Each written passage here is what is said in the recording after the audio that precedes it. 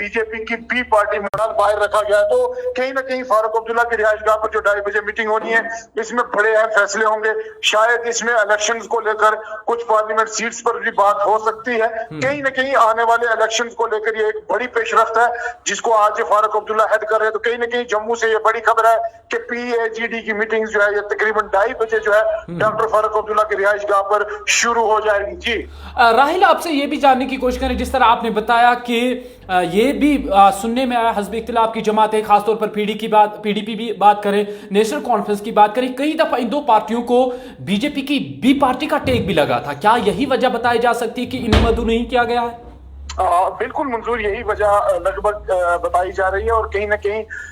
जो पिछले बयानात की अगर हम बात करें, जिस तरीके से अल्ताफ बुखारी का बयान आया, उन्होंने कहा जी कि 70 साल से किसी भी पार्टी ने जम्मू कश्मीर के साथ जो है वो इंसाफ नहीं किया, और PDP और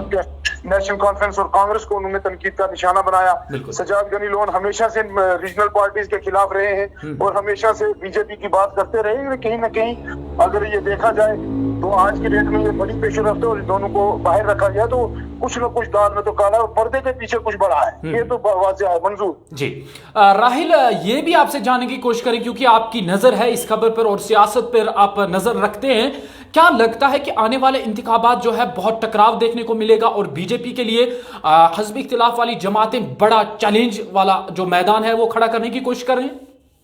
बिल्कुल मंजूर, चैलेंजेस बीजेपी के लिए बहुत हैं, क्योंकि जिस तरीके से डेवलपमेंट है, स्मार्ट मीटर्स है, उसके बाद अगर हम बात करें तो कुल मिलाकर लैंड इशू है, और कहीं ना कहीं 370-35 के तमाम कुछ न कुछ ऐसे मामला हैं जिनको लेकर चैलेंजेस बहुत हैं। और इन चैलेंजेस पे अगर हम बात करें तो जो पार्लियामेंट सीट्स हैं उनको लेकर काफी पेशरफ्त करनी पड़ेगी। और खासकर अगर हम राजौरी, पुंछ और अनंतनाग की बात करें, क्योंकि अब ये एक पार्लिमानी सीट हो चुकी है, राजौरी, पुंछ और अनंतनाग। और कहीं ना कहीं यहाँ पर अगर बात करें तो महबूबा मुफ्ती के जो असर है वो काफी, अगर हम ये देखें कि कुल मिलाकर अगर PAGD अपना एक ज्वाइंट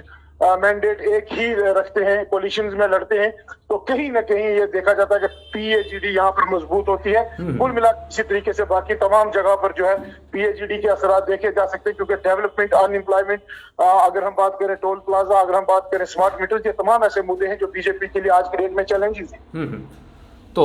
बिल्कुल राहिल, आप नजर बनाए रखेगा खबर पर, पल पल का अपडेट हम आपको देते रहेंगे, क्योंकि राहिल हमारे साथ ही इस खबर पर नजर बनाए रखें, क्योंकि 2:30 बजे के करीब जम्मू में डॉक्टर फारूक अब्दुल्ला की रिहाइशगाह पर एक बड़ी अहम मीटिंग होने जा रही है, जिस मीटिंग में जो है तमाम हज़ब इख्तिलाफ वाली जमातों को मदऊ कर दिया गया है। बगैर कुछ अहम पार्टियां हैं जिनमें अपनी पार्टी और इसके साथ साथ पीपल्स कॉन्फ्रेंस शामिल है, जिन्हें इस मीटिंग में मदऊ नहीं किया गया है। और साथ ही साथ आपको बता दें कि कई दफा हज़ब इख्तिलाफ वाली जमातों की जानिब से इन दो पार्टियों को तनकीद का निशाना बनाया गया और इन पर बीजेपी की बी पार्टी का टेक भी लगा था। वही साथ साथ आपको बता दें कि इससे पहले ये सामने आ रहा था कि जो PAGD बना था इसमें दरारें पैदा हो गई थी, लेकिन हालिया हमने देखा कि किस तरीके से अब PAGD फिर एक दफा मजबूत होते जा रहा है और ये कयास आराइयां लगाई जा रही है और हमारे जराए भी ये कंफर्म कर रहे हैं कि ये साफ तौर पर वाजिया हो रहा है कि आने वाले जो इलेक्शंस है, पार्लिमानी इलेक्शंस, उनके हवाले से इस दफा बीजेपी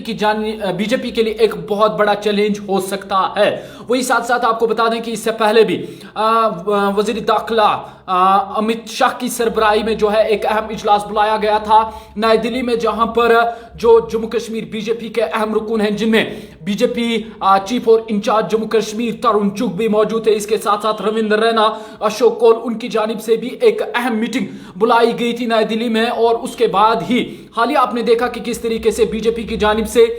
जो डिसिप्लिन कम्युनिटी है उनकी जानिब से कुछ एक 8 लीडरान को जो है नोटिस भेज दी गई थी और उन्हें यह भी बताया गया था कि वो जो पार्टी मुखालिफ सरगर्मियां हैं उन्हें उनमें मुलव्वस हैं और उन्हें यह बताया गया था कि वो जल्द अपोलोजाइज करें, और वरना अगर वो अपोलोजाइज नहीं करते हैं यानी माफी नहीं मांगते हैं तो उन्हें पार्टी की बुनियादी रुकनियत से बेदखल भी किया जा सकता है। फिलहाल के लिए बड़ी खबर है कि 2:30 बजे के करीब जम्मू में एक बड़ी अहम मीटिंग होने जा रही है डॉक्टर फारूक अब्दुल्ला की रिहाइशगाह पर, जिसमें हज़ब इख्तिलाफ की तमाम तर जमातें, जिसमें पीपल्स डेमोक्रेटिक पार्टी, इसके साथ साथ ANC और बाकी नेशनल कॉन्फ्रेंस, इसके साथ साथ